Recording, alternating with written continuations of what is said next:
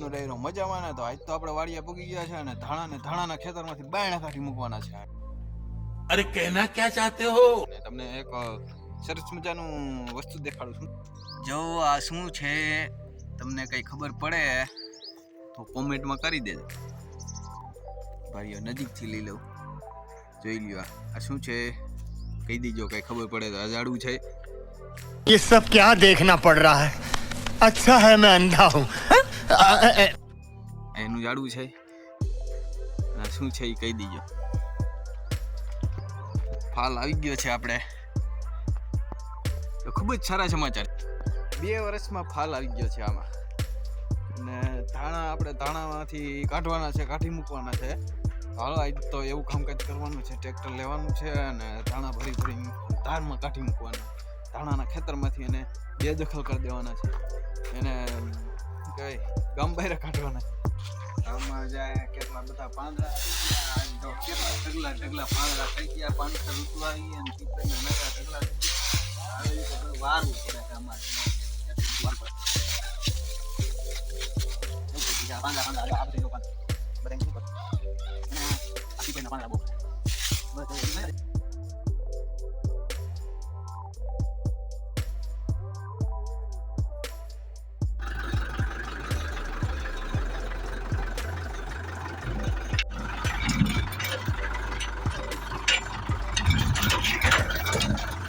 Trolley લઈને આપણે ઉતરી ગયા પાછા ધાણામાંથી ધાણા કાઢવા.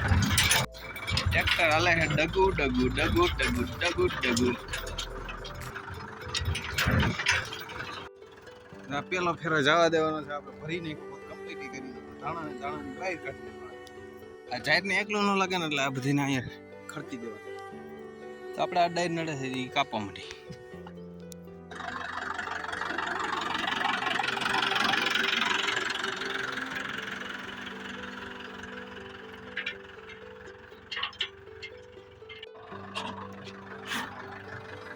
But if I lay down and I play dead and I stay dead, maybe you'll get sick of being the monster out of my head, under my bed, thinking something out of my nightmares, standing right there. But if I lay down and I play dead and I stay dead, then will you get bored of killing me? Silhouettes of you are like a taunt. Never really know just what you want. With you I don't ever feel calm. I can feel the sweat inside my palms.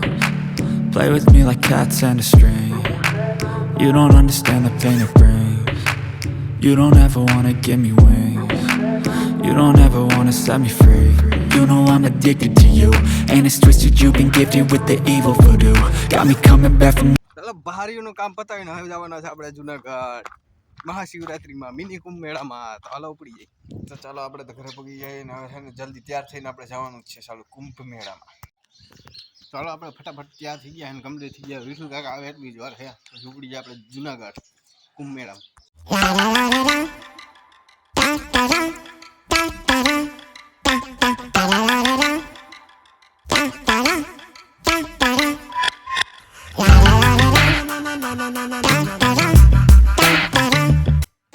Finally આપણે તો પહોંચી જુનાગઢ અને અહીંયા પાર્કિંગની વ્યવસ્થા જો ખૂબ જ સારી છે અને બધી બાજુ એને પાર્કિંગ થઈ ગયું છે. જુઓ મોટરસાઇકલ નહીં પાર્કિંગ છે અને 4 વ્હીલ નહીં પાર્કિંગ છે.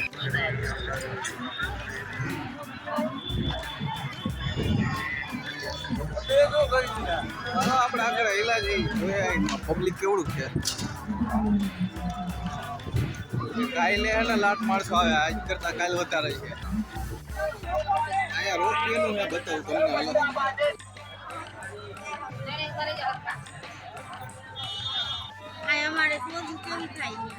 તમે જો મરકમ કરવા આવતા હોય તો રૂટ હે અહીંથી ચાલુ થાય જાય.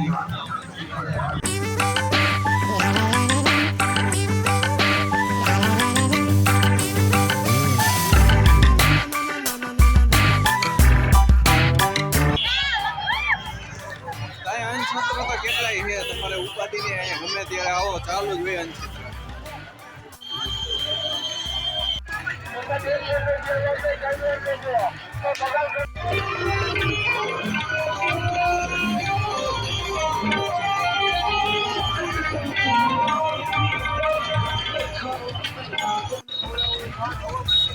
શીકલા ને એવું અહીંથી બનાવે ભાઈ.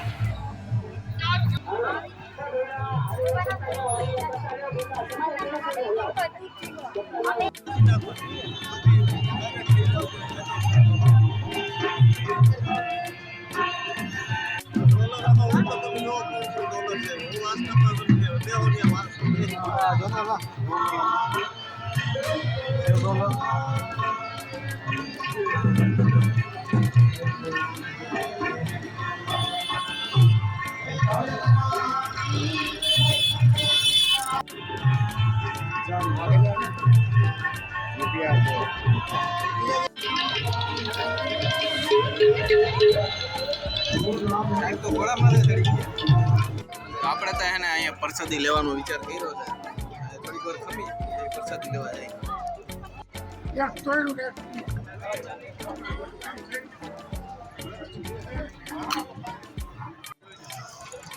આને વાટકો પટ્ટીજી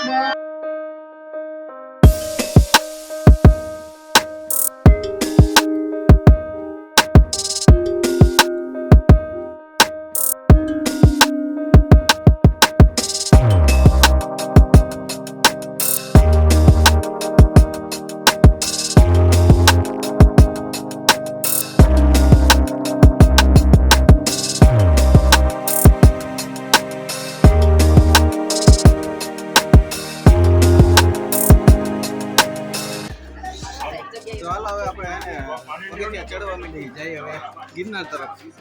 અહીંયા જોઈએ કેવડું ટ્રાફિક છે.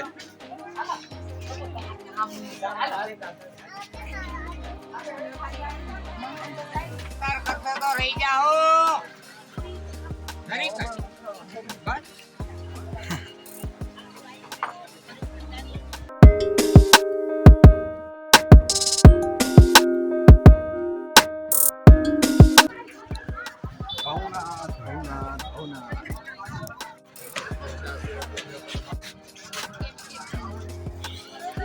ટીંગુન દીસુનો ને એનો સામાન લાગે બધો.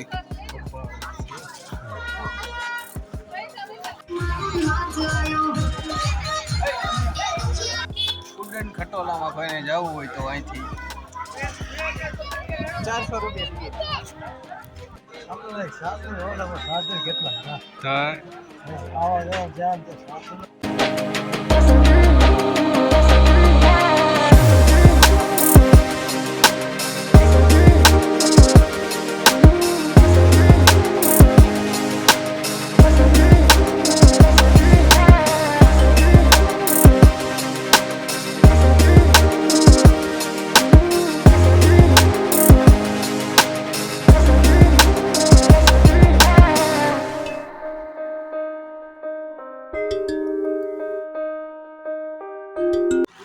આવતા હોય છે, સંતોના સાનિધ્યમાં આવતા હોય છે અને ખાસ કરીને ભોજન અને ભક્તિનો ત્રિવેણી સંગમ રચાતો હોય છે પર્વતાધિરાજ ગિરનારના સાનિધ્યમાં.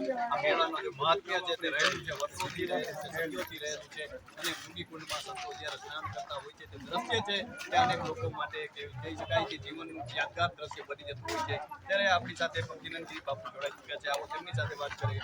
બાપુ, શું કહેશો કે આ શિવરાત્રીનું શું મહત્વ છે, આ મેળાનું શું મહત્વ છે? લોકો આવતા દૂર સુદૂરથી આવતા હોય છે. શું કહેશો આ ગિરનાર વિશે, શું કહેશો મેળા વિશે? અનાદિકાળથી આ શિવરાત્રિનો મહામેળો મહામિની કુંભ છે. અને જ્યારે દેવો અને દાનવો જ્યારે એમનું મહાયુદ્ધ થયું ને એમાંથી જે 4 બુંદ પડ્યા એ પ્રયાગરાજમાં પડ્યા, ઉજ્જૈનમાં પડ્યા અને એવું ને એવું એનો છાંટણો અહીંયા પૃથ્વીલોક ઉપર આ ગિરનારના તટ ઉપર દેવી દેવતાઓની સાક્ષીમાં આ જગ્યામાં ભવનાથની ભૂમિમાં પડ્યું અને ભગવાન શિવ સ્વયંભૂ પ્રગટ થઈ અને દર્શન આપી.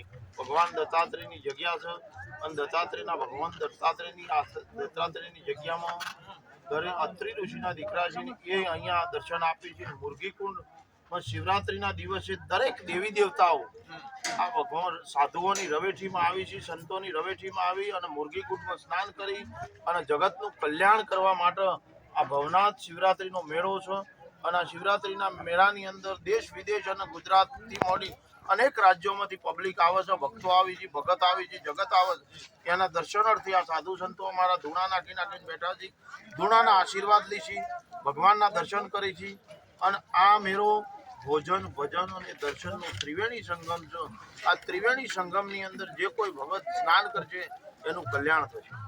બાપુ, આ દુકાન તેનું ધૂણો એ અનાદિકાળનો છે. શંકરાચાર્ય ઋષિ મુનિઓ દ્વારા આ ધૂણાની સ્થાપના થઈ અને ધૂણા દ્વારા ધૂણાનું ભજન છે. સાધુ સંતો આના ઉપર તપ કરી છે અને તપમાંથી જે પ્રગટ થાય છે જગત ભગતને આપી છે અને એમાં જગત ભગતનું કોઈ હિતકારી કાર્ય, સારો કાર્ય થાય છે અને એ જગત ભગત સંતોના આશીર્વાદ છે. બાપુ, આપ તો વર્ષોથી જોતા હશો આ મેળાને, ભવનાથના મેળાને વર્ષોથી જોતા હશો. આપ જોઈ શકો છો, આ લાઈન જોઈ શકો છો, એમાં આપને યુવાનો વધારે દેખાશે. તો હવે કઈ રીતે તમે શું બદલાવ જુઓ છો? યુવાનોને કઈ દિશા તરફ જતા જુઓ છો? સમાજને કઈ દિશા તરફ જતા જુઓ છો? યુવાનો ધર્મ, આપણી હિન્દુ સંસ્કૃતિ માટે પણ આવા ધાર્મિક કાર્યોની અંદર આવી રહ્યા છે, દર્શનનો લાભ રહી રહ્યા છે. તો યુવાનોનું પરિવર્તન પણ અમે જોઈ રહ્યા છીએ. આપણા ભારતના દરેક વ્યક્તિઓ આવી પરિવર્તન લાવી, હિન્દુ સંસ્કૃતિને પકડી, સનાતન ધર્મને પકડી અને સનાતન ધર્મનો આપણો આખો ભારત દેશ એકત્રિત થાય તો બધા દેશો કરતી આપણો દેશ એક આગળ પ્રગતિ કરે. આપણે બધા સંગઠન કરી અને આવું પરિવર્તન લાવવાનું છે. અમે પરિવર્તન જોઈ રહ્યા છે, નિહાળી રહ્યા છે. બાપુ, આપણે જોઈએ આ વર્ષે મહાકુંભ પણ યોજાણો અને ત્યાં કરોડો લોકોએ છે તે પાવન શાહી સ્નાન કર્યું. તો બાપુ, શા માટે લોકોએ અહીં પણ આવવું જોઈએ? શું મહત્વ છે આ મેળાનું? શું કહેશો બાપુ?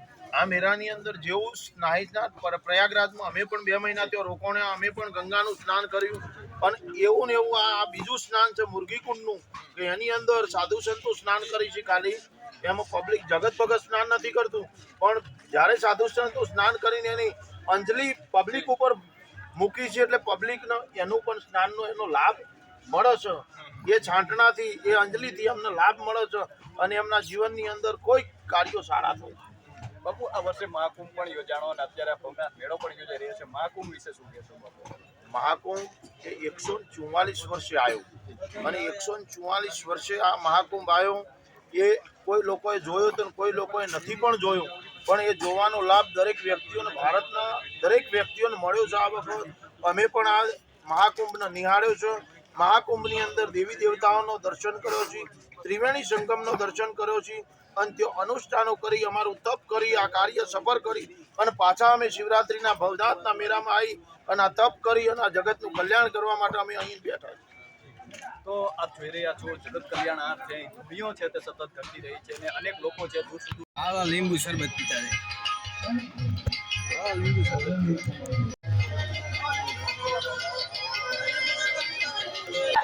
ફ્રી મેડિકલ કેમ્પ અહીંયા છે. જોઈ લો, ચબૂતરો બહુ મોટો છે. ગરવો ગઢ ગિરનાર કેવડું પબ્લિક હવે આવ્યું. હવે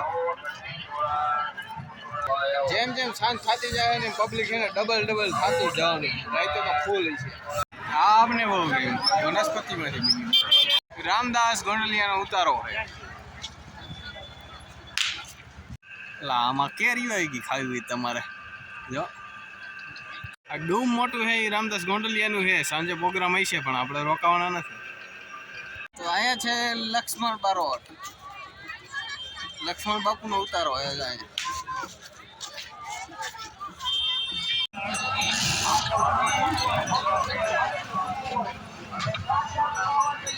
વાગે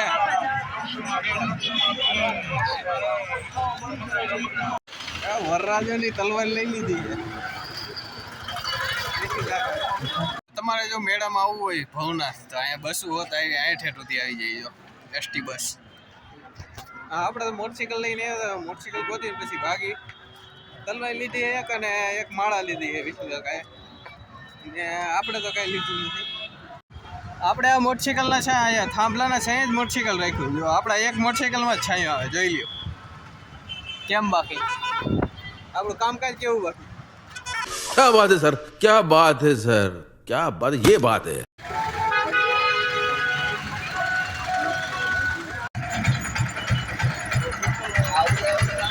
5 વાગ્યા જો કુવા ભેરા શેરડીનો રસ પીવા રોકડા